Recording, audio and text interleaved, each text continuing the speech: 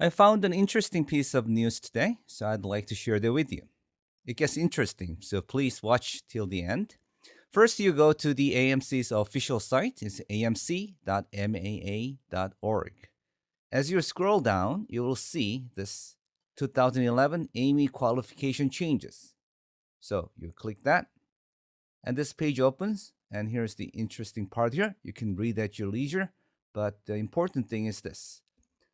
For students taking 2011 AMC 10 contests, we will invite students in the top 2.5 of all scorers or scorers with at least 120 points. This is the same as before, but it used to be only 1%, but this year they're changing to 2.5%. Here they are saying that. And incidentally, for AMC 12 takers, there is no change. It is the same as before. So when I first read this, I thought, wow, it's 2.5 times compared to this. So those who are on the borderline would have an easier time getting into the AIME. So I thought it was great. And I wrote my letter to my students and all. And then something interesting happened.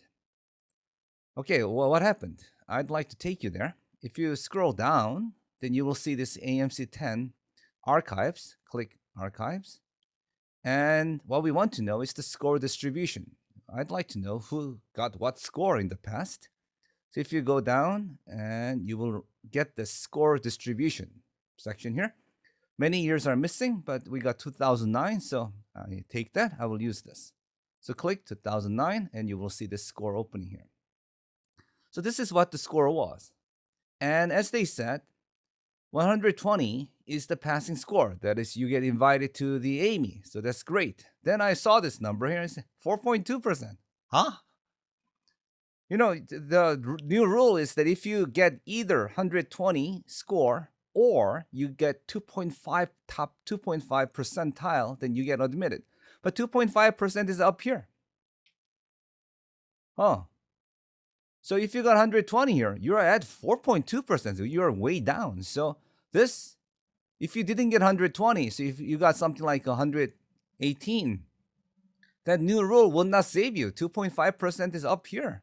To be 2.5%, you have to get 126, much higher than 120. So I don't see why they changed the rule. But then again, it was even worse, right? It used to be that 1% was here. So you either got to be 135 or you got 120 to pass. Hey, 120 is a lot easier than getting 125. So that's what 1% was.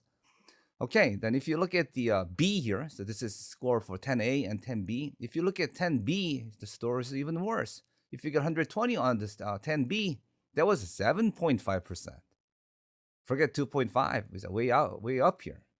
So, what's the deal? I don't know. Why did they change like this? I do not know. It could be that this year's 2011 AMC 10 will be a killer of some sort, and most guys will just flounder. That is, very few will ever make 120, and then even if you get something like 115, that is a top 3% or something like that, or top 2% like that. To save those students from the crushing low score, they came up with this broadened percentage. That's one speculation. So I read this news, got excited, and realized they changed from here to here, and you're already passing from here. So basically, I'm telling you, I don't see the point. Okay, let's go back to that original page and see why they changed it. They explained to you. Where was I? Here. Okay, the requirement is set higher for AMC 10 qualifier for two reasons. You may say, huh?